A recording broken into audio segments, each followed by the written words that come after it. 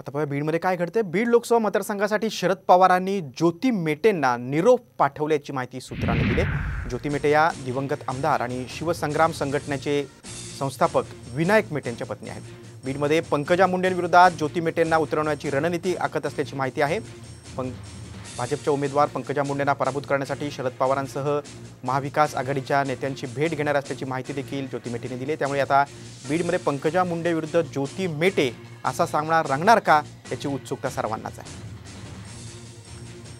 शरद पवारांची नवी खेळी अशा पद्धतीच्या चर्चा सुरू झाल्यात, नेमकं काय आहे? नाही, शरद पवार साहेबांना मी अद्याप भेटलेली नाही। निर्णय घेतला तर मग विजयाप्रत जाण्यासाठी ज्या काही गोष्टी करायला लागतील त्या डेफिनेटली करू आम्ही। नाही, आज मी तीच तर शिवसंग्राम ही नॅचरली आपण ज्याला आपण म्हणू की महायुतीसोबतच आहे।